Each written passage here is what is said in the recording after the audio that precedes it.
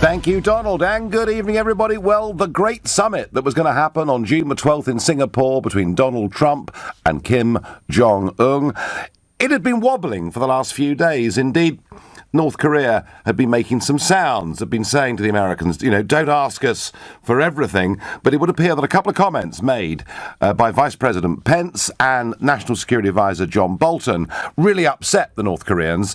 They responded back, calling the Vice President a political dummy, amongst other things. And a few of us had felt for the last couple of days, are the North Koreans going to go through with this or not? Well, Donald Trump decided that rather than waiting for the Koreans to pull out, he would do it himself. He wrote a letter to Kim Jong-un, and within an hour of that letter, he gave a press conference, and this was his announcement of the postponement of the summit.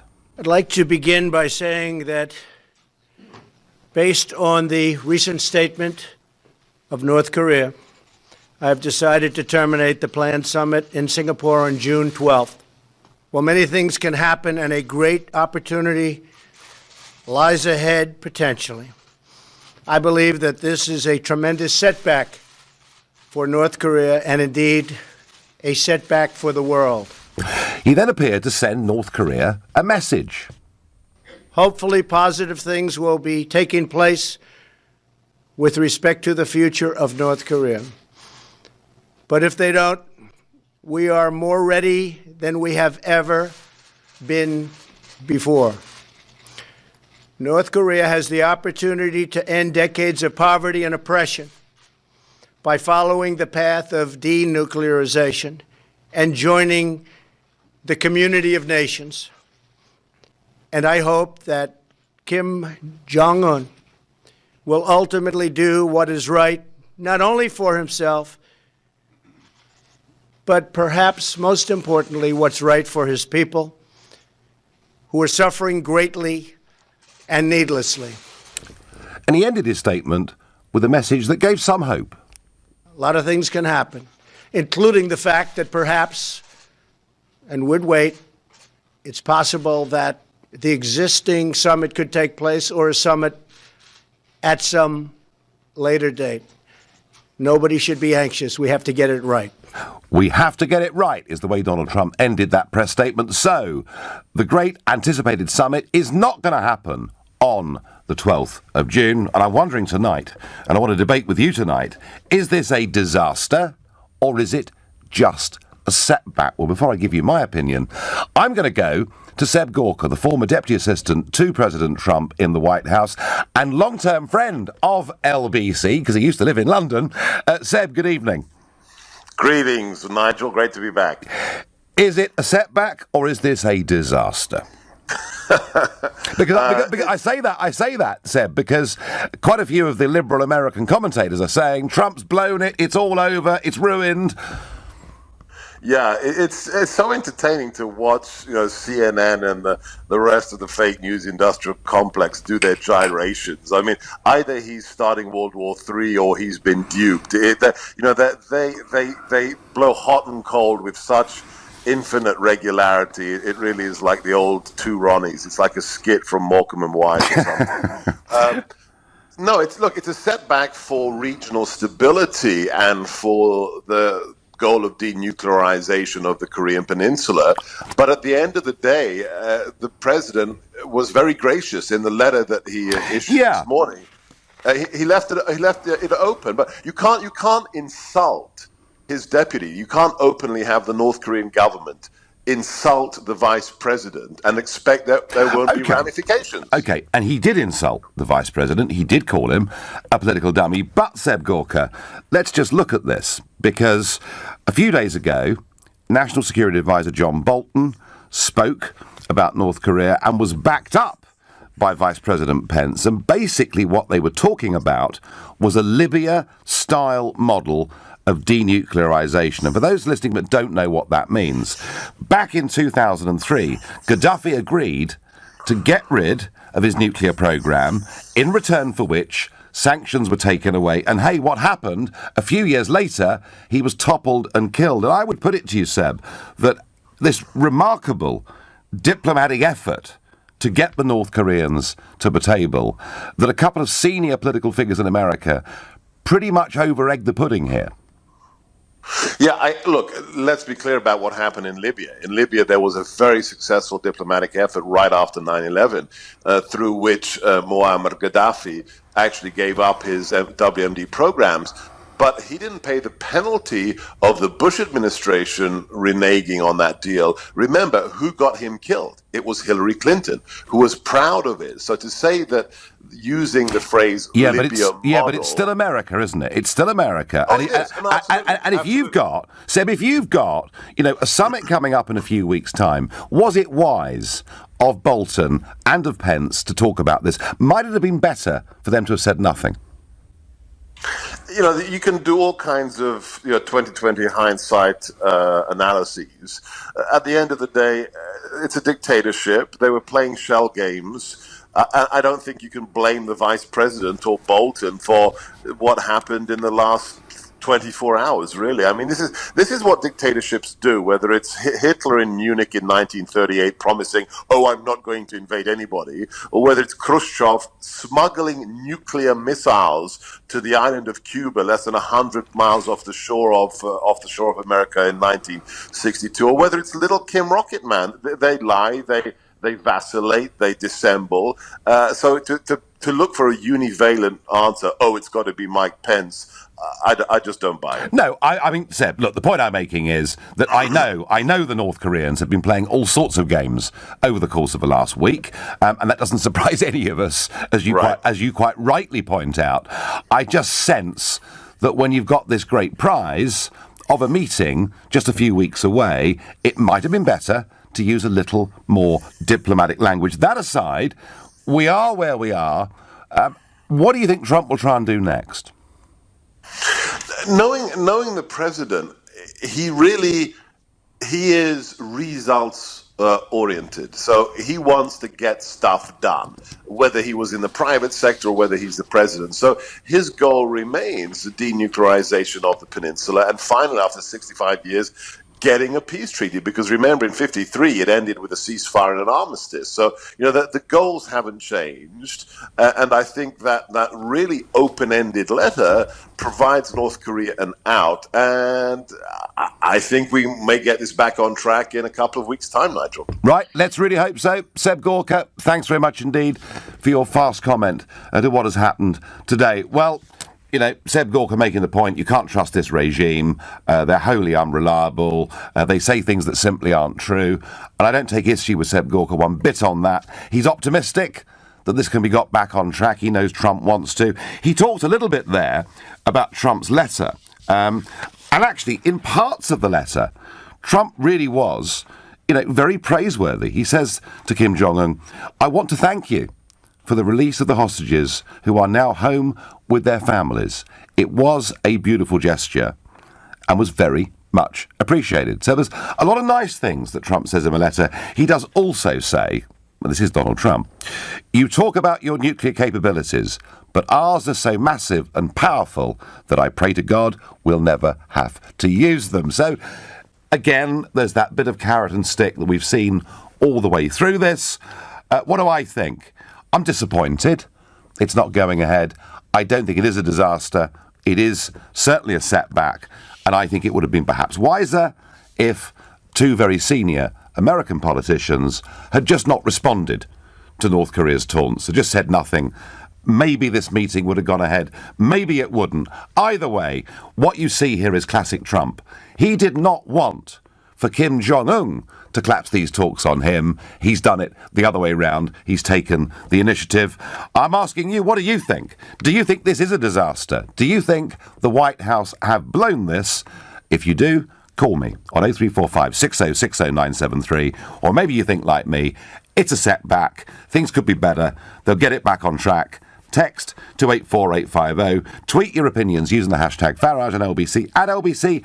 And watch us on Facebook. And you may remember, I spoke to Mr. Zuckerberg on Tuesday this week, and there are more developments on that front, which I'll give you over the course of the next hour, and comment on Facebook too. Pip is my first caller from Welwyn Garden City. Good evening. Hello, Nigel. I'm sure it came as a surprise to Trump how willing North Korea were to come to the table and be seen to do the right thing.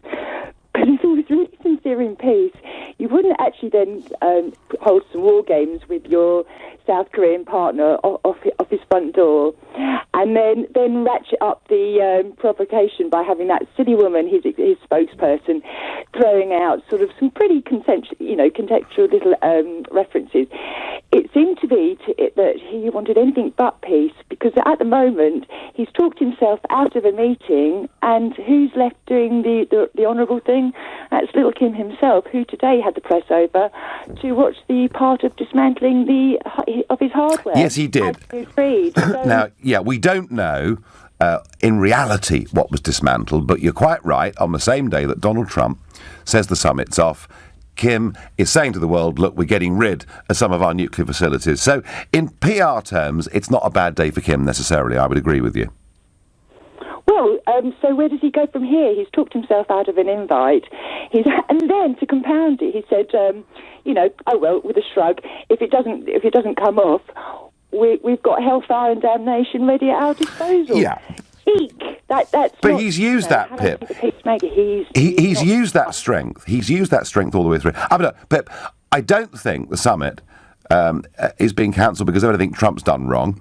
And if you think about those military manoeuvres in South Korea, they were actually scaled back. I think, Pip, that perhaps John Bolton and Mike Pence said something that wasn't very wise at this moment in time. Well, probably, but he's done it by himself. He is literally.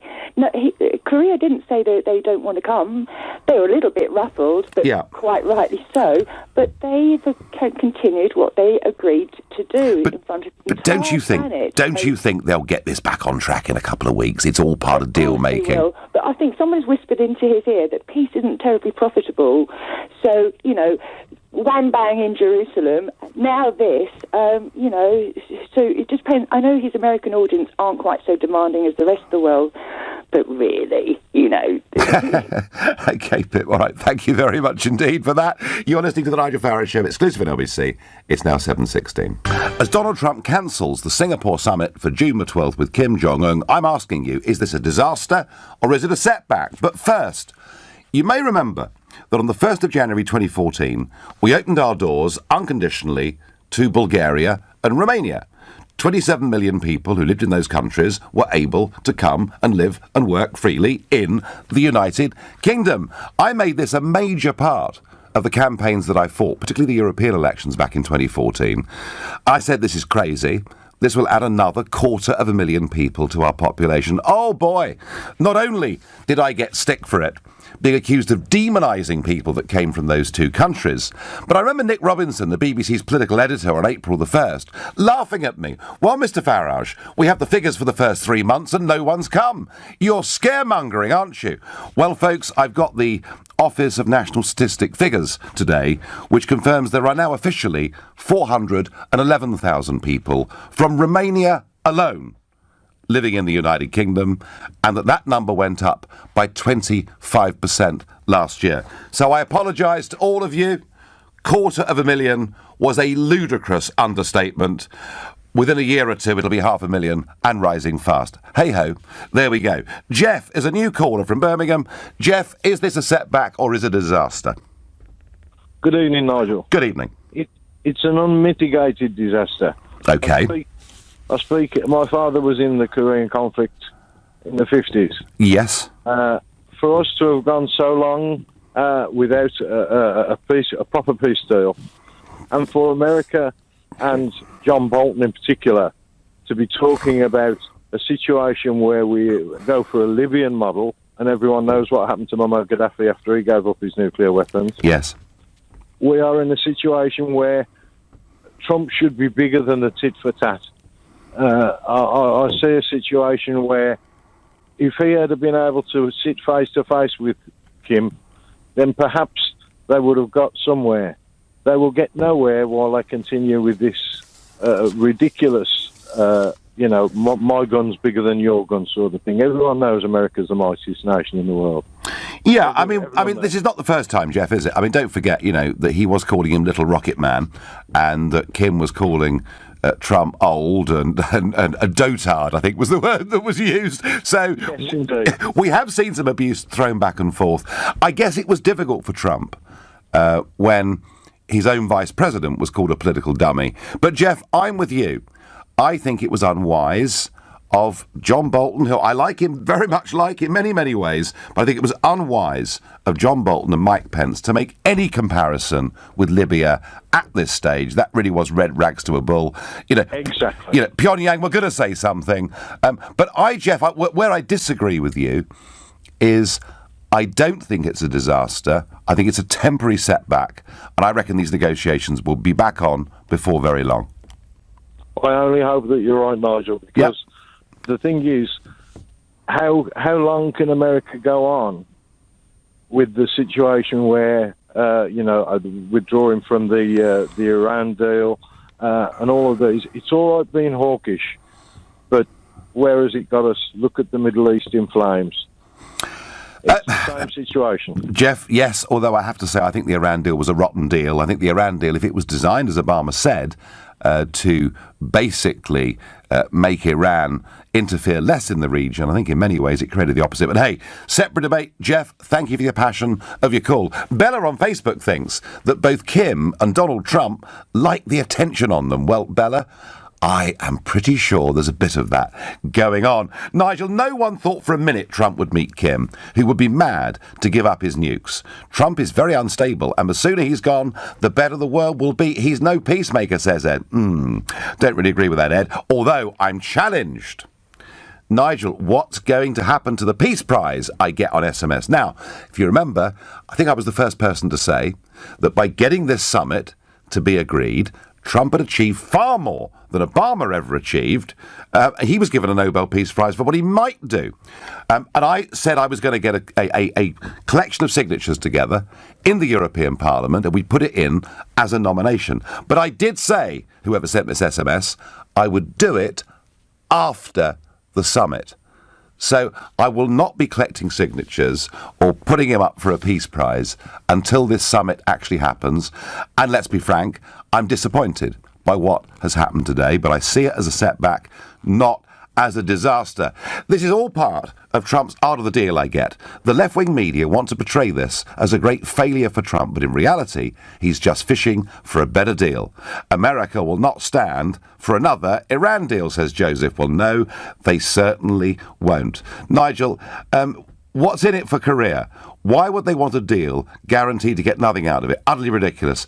Do you know what? It was over the last few days beginning to look like America was going to take, and wasn't going to give anything. So again, I can see why Kim started to put warnings out. It's a ploy to get something from him, others think. How can you ever get any country to accept they shouldn't have nuclear weapons, but the USA can have as many as they like? It will never work. Right, masses of comments out there, a lot of them very good ones too. Joe is calling from Nantwich. Good evening, Joe. Hi, Nigel. I've done business in China since 2004, and I know the culture out there, and it's all about face. The business is still on the table, but the Americans have insulted him, and he half insulted them back. Yeah. And Donald Trump, but what Trump has done, which is he's left, we should never, with the Chinese culture, I know this is Korean, but it's very similar culture, never give a Chinese person, you must always give them a way out of a corner. So in other words, if you fall out, but the business is still on the table, you have to leave it for a little bit. But where he left it was when he said he appreciated what they've done, they hope they can get back together again. Yeah. It's all about face with that culture. Listen, with my suppliers, we've had terrible arguments, and we've been the emails between us, but the business was still there, and we might have not heard from each other after 6 months, and then 6 months later, we're back on again. And I believe this is just, if you like, they're both got big cojones, the pair of them, and they want to see who's top dog. But I think that, and that's what this is all about. And I do think, I know how this culture works. Trump will get in touch, something will happen, and Kim Jong-un, the business is still there. I believe the Koreans do want the Western ways. They want the Western money. And they want the Western investment, Joe, don't they? Correct. That's exactly what they want. The business is still there. Yeah. But, Kim Jong-un can't be seen to be a lapdog. No, and Joe, it was beginning to look a little bit triumphalist from the American direction in the last week or two, wasn't it? Well, it's called face. That's what they could describe it as. That's a very, very interesting comment. So, Joe, you're optimistic that this can be got back on track. This is part of the negotiations. This is all just part of the same thing. They won't fall out. This is all to do with face. The Americans were wrong. The Americans were wrong what they did, and I believe that Kim Jong-un just slapped them a little bit about, and I think that it's gone from a bit over the top, but the business is still on the table. They still want to do business, the two teams. So, Joe, countries. It's just a setback, not a disaster, yeah? It's just a setback. It's just part of negotiation. Thank you, Joe. Great call. Thank you. And Joe there saying he knows that culture. People have to be given the chance to have an honourable way out of things. Ed is a new caller from Chingford. Good evening, Ed. How are you doing, Nigel? I'm doing well. I think it's just a setback, Ed. What do you think? I think it's a lot deeper than just a setback. Right. The issue goes back to George W. Bush when he declared the axis of evil back during the days after. I remember it very well, yeah. Okay, and North Korea was one of the members of the axis of evil. Mm-hmm. So Kim's paranoia about the Libyan model of denuclearization is, in my opinion, totally valid. If I was Kim, I would react the same way. What concerns me is the competency of the US administration's officials to negotiate a good deal. I'm not convinced Pence is the right fellow. Right. I certainly think Bolton has a very high level of national security competency. Yes. But the others in the administration concern me. Well, certainly, Ed. I mean, Bolton, whether you agree with him or not, is a highly competent, intelligent guy. There's no question. There's no question about that. I said earlier, I like John Bolton as a person too. I really do. But I just think, Ed, these comments they made about the Libyan model were simply a mistake. Oh, without a doubt, but it's a mistake that statesmen can't afford to make. Is there any way back for this relationship? As ordinary members of the plebeian community, nobody knows what's going on behind the scenes. Sure. What is China up to in all this? From what I understand, China's very keen for a deal to be achieved. Well, of course it is. It's massively in their interests, isn't it? Absolutely. So I don't know what the give and take here is going to be, and if there is going to be any give or take. Well, Ed, you're striking a pessimistic note. I'm a bit more optimistic. I thank you very much indeed for your call. That was Ed from Chingford, new caller to the show. You're listening to the Nigel Farage Show here on LBC. It's now 7:30. I'd like to begin by saying that based on the recent statement of North Korea, I've decided to terminate the planned summit in Singapore on June 12th. Well, that was Donald Trump earlier on today. So, June the 12th is not happening. And the North Koreans have said some things about the Americans, and the Americans have said some things about the North Koreans, and two very senior American political figures talked about North Korea possibly being a Libya-type scenario, where, of course, Gaddafi gave up his nuclear weapons and then finished up being killed. I don't think that was very wise. Before I get back to that and your thoughts and calls, something else happening today in the White House that I'm really pleased about. Those that follow this show will know that on Tuesday, I had the chance to ask Mark Zuckerberg some questions about recent political bias on Facebook, and it's happening through other social media platforms too. I was very confident of my facts when I went in there on Tuesday evening, and I think I've set the ball rolling, because when I made those comments, there's a guy called Brad Pascal. Brad Pascal is the social media guru for Donald Trump. He's the guy that did the work on the elections. No, not Cambridge Analytica, those of you that love a conspiracy theory. It was Brad Pascal that did it. Brad already has been appointed campaign manager for Trump's re-election in 2020. And when I gave that speech the other evening, I then followed it up with comments on this show. I then wrote a piece for the Daily Telegraph online, and Brad Pascal retweeted all of that. I thought, that's interesting. Well, today, Brad Pascal and the chairwoman of the Republican National Committee have jointly written a letter to Mark Zuckerberg of Facebook and Jack Dorsey of Twitter. And I'll give you Brad Pascal's tweet that describes the letter. He said, "We won't tolerate bias towards conservatives or real Donald Trump supporters. We're standing up to you and we're demanding answers.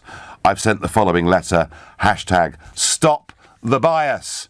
So I think what happened on Tuesday has kind of set the ball rolling. This argument was going to happen anyway, but it's now out there in the open. And, remember, I don't really mind if Facebook say, look, we're a private company, we have an editorial position, we support the Democrats, we believe in the European project, we're anti-Brexit. That's fine.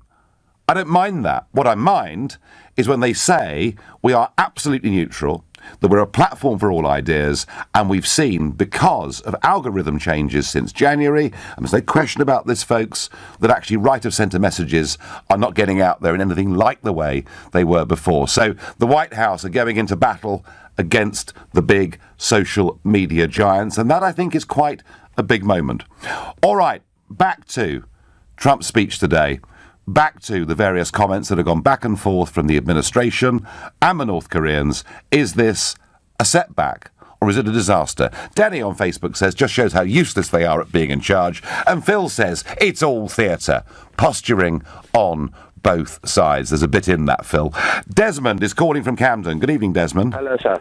Hello. So, 2 points, Nigel, Yep. one of which, the last thing, that on something I strongly disagree with you about for change. I normally agree with you All right. and listen to your words of wisdom. But the first point, Go on. which is only a matter of the end of the world, if it goes wrong, is there's an old saying by an anthropologist called Konrad Lorenz, that we exist with the technology and ingenuity of modern times, of the atom bomb, in our hands, but have the instincts of Stone Age man in our hearts. And, Yep. and that is very serious. I've seen some of the effects of nuclear explosions and things like that. have you? Came very close in when Chernobyl blew up to something that was 200 times more powerful and So where were you, Desmond? Where were you, Desmond, when this happened then?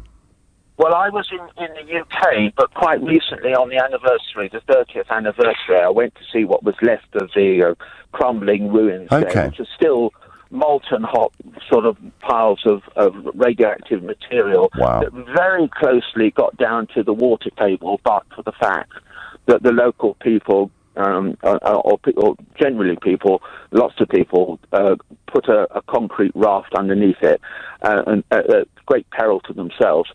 If that hadn't occurred, we would have had thousands of deaths. in this Well, country. Desmond, these are all highly dangerous, scary materials, and the thought of a summit between the two and some denuclearisation on the Korean Peninsula was a great prize to hope for. Is what's happened today just a setback? Are they going to be back at the negotiating table and talking again soon, or do you think the whole thing's over? Well, I'm hoping that you're right. The message you're sending out is that it's a lot of gamesmanship by people who are that you know, one party that you happen to know. I don't know, only what I read in the paper. Sure. But it is gamesmanship with very, very dangerous consequences if it goes wrong. Yep. Perilously dangerous consequences. Yeah, no, Desmond, I accept that, and I'm also accepting, as a supporter of the Trump administration, I'm also fully accepting that some mistakes have been made here. And, whatever the North Koreans were saying, mistake to draw a comparison with Libya. Okay, but on the next point where I strongly disagree with what you're suggesting, if I may, Go on. you were commenting on the number of Romanians in this country. Yes. Now, from my observation, and I know I happen to have the benefit of working with a number of Romanian people, they make a tremendous contribution to this country. As much as in a different way, the arrival of the Polish plumbers made a huge contribution to the building industry in this country.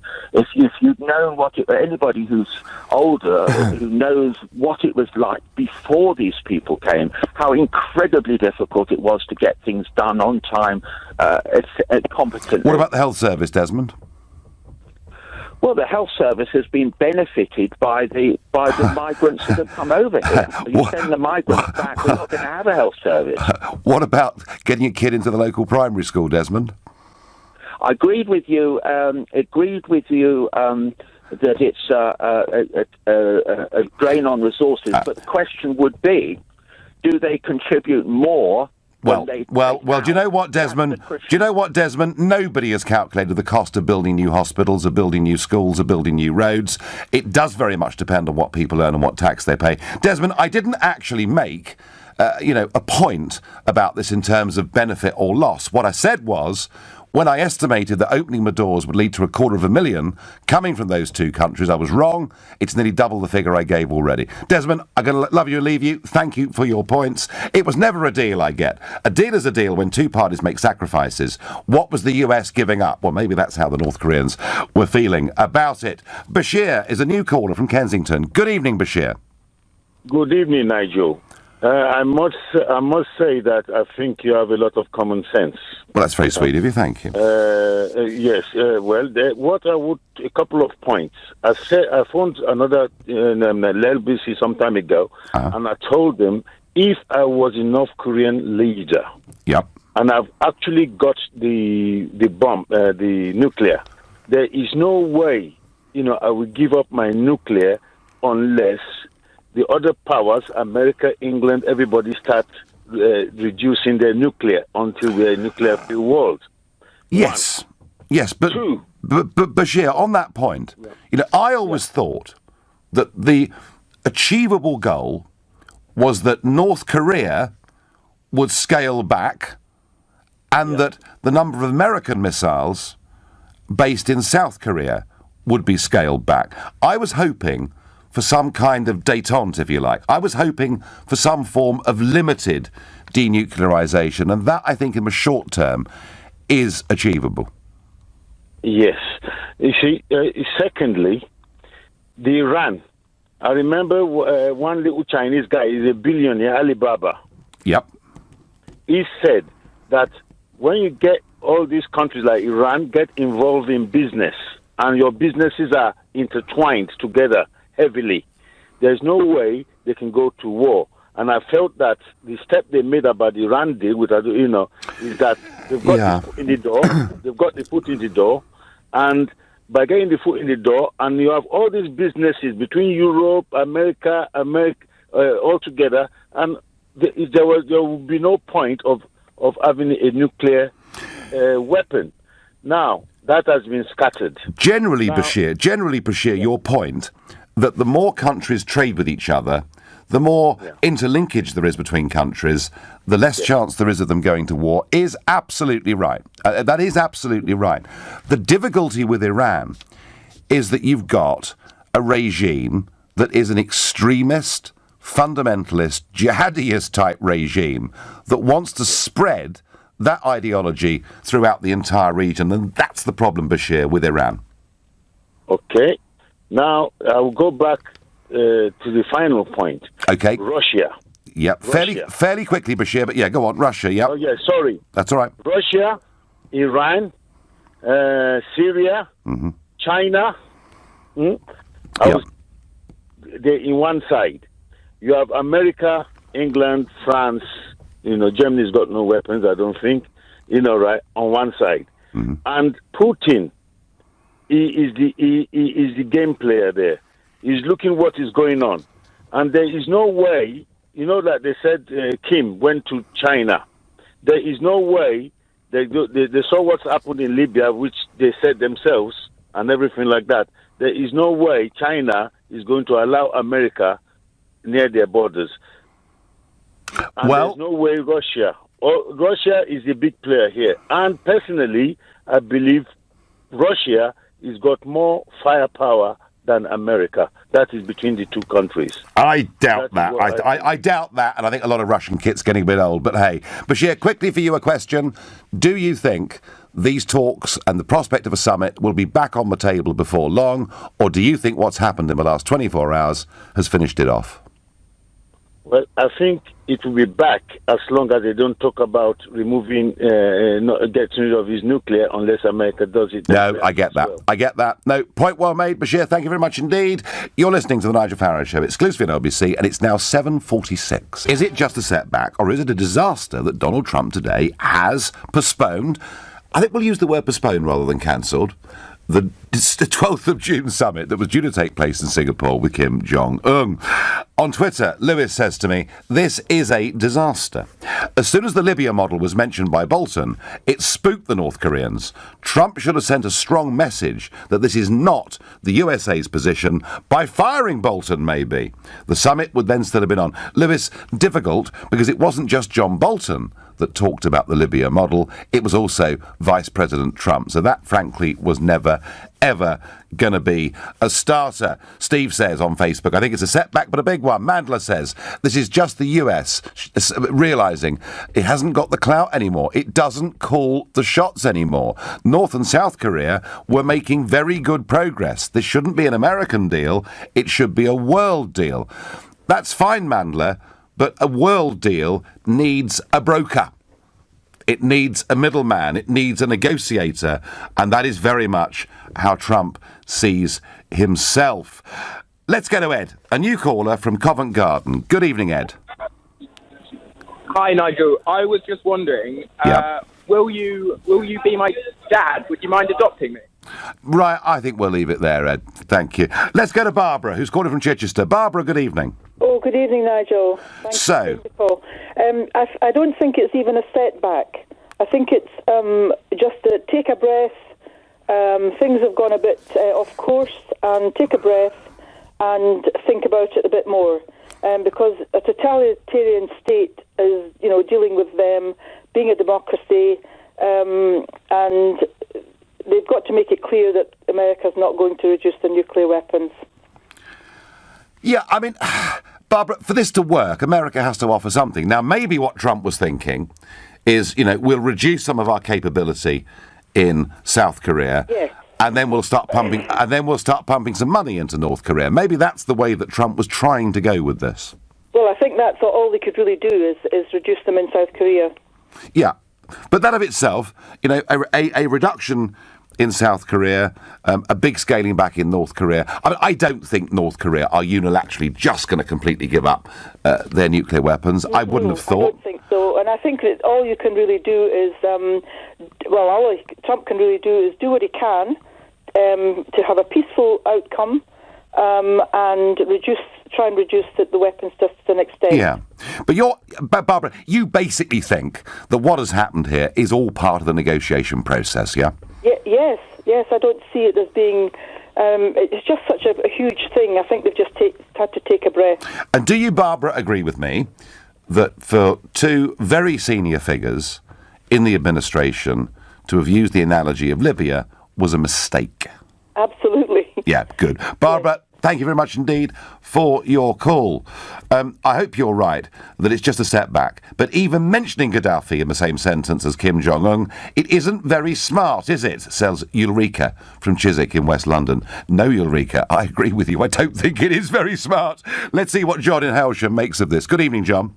Yeah, good evening, Nigel. I'm a regular listener to your good self and LBC, and I would like just to state I always find you're totally professional and courteous with every caller, even the ones that don't agree with you. Mm-hmm. I mean, clearly it's a great setback that this meeting between Trump and North Korea will not now take place. But at the end of the day, I think full credit has to go to Trump to at least bring some kind of sanity to the political world arena of today. Now, John, you say sanity, that Trump is bringing sanity. And I say Trump is bringing common sense, and he's bringing, a business negotiator's way of doing things. And actually, by not appeasing regimes, by standing up to them, you get results, it seems to me. But, John, I've got to tell you, there's a whole host of global media think he's a nutcase. At the end of the day, Nigel, let's face the facts of where we are. Clearly, America could destroy North Korea at any time it chose to. So let's just hope that some sort of logic does prevail over this. Fire and fury like the world has never seen. And I think that, plus getting the Chinese, Trump getting the Chinese to put real sanctions on North Korea, that's what got us to where we are. So, John, just a setback, not a disaster, yeah? Yeah, I think you're right, Nigel. The fact is, obviously, we've got so many tin pot dictators that have sprung up around the world, and at the end of the day, America lets them have a little bit of a free run for a while. But if America does decide enough's enough, obviously they can wipe them out any day they want. So reality should obviously prevail over this, and North Korea should obviously come to the negotiating table, and logic should prevail. Yeah, well, let's hope so. John, I thank you, and thank you for your kind words as well. I was worried there when John said, you're normally so polite with the callers. I wonder what he was about to say, but he didn't. I thought he was going to kick me hard. Jazz is calling from Crawley. Good evening, Jazz. Good evening, Nigel. Hi there. Hi. I certainly think this is possibly a little bit of optics going on here with Trump. With both sides. Just perhaps to keep the media interested in this. I certainly think it's going to happen. And all this fast news coming out of America is just incredible at the moment, with the reopening of Hillary Clinton's email investigation yesterday and James Comey and stuff like that. It never ends, does it? It never ends. Never ends. I mean, the one thing that is for certain, Jazz, is that Trump has been the best thing ever for all forms of media, because more people are following American news than they ever were. So rich. They've never been so rich. No, I know. Well, the New York Times and all of them are doing really pretty well out of this. And it all starts every morning, Jazz, with the president's first tweet of the day. And that sets off kind of a daily firestorm. Right, so Jazz, you're optimistic. This will all go back to the table before too long. And one more thing. Yep. It's like, reading out the art of the deal live, is playing it out live. Yeah. You put your cards on the table, you put everything down what you want, and then you're prepared to walk. Come on. We need to take lessons from Mr. Trump, Mrs. May. We are. I tell you what, Jazz, I know who I'd rather have negotiating Brexit. I got to tell you, I really do. Jazz, I thank you very much for your call. Andy says on Facebook, economically, North Korea has nothing to offer the US, but as a location, it has a lot to offer in terms of military strategy. My last caller of the evening on this subject is Tony, a new caller to this show, and he lives in Bromley. Hello, Nigel. Good evening. So, setback or disaster? Absolute unmitigated disaster. Okay. If anybody knows anything about diplomacy, they'll realise that any deals going back as far as we can talk is always done by seasoned diplomats in the State Department. Any kind of conference would be set up. If they have advised Mr. Trump that this is not a no-go now, that means that every single avenue and route that they could have come for a compromise has now been used up. So how can this be viewed as anything else but a Well, Tony, there are some of us who would say that the bureaucratic civil service that is the State Department are the people that helped negotiate the Iran deal, which ended up very badly, are the people that said we must stay part of the European Union, and I've got a lot wrong, Tony, over the last few years. But that's diplomacy. I mean, getting it right and getting it wrong, there's plenty of things that have gone right that we don't hear about. Is it possible, Tony? That have gone wrong that get a lot of publicity. Is it possible? Is it possible? Is it possible that Trump's unusual diplomatic style, could just get some results still? No, because his unusual style is causing absolute havoc for people who spent their entire lives trying to create deals such as this.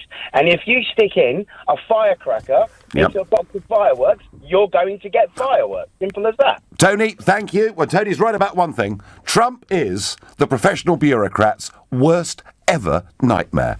You've been listening to the Nigel Farage Show here on LBC. I'm going to be back on Sunday morning at 10 o'clock. At 10 tonight, it's Tom Swarbrick. But up next, it's Clive Bull. Nigel, thank you very much.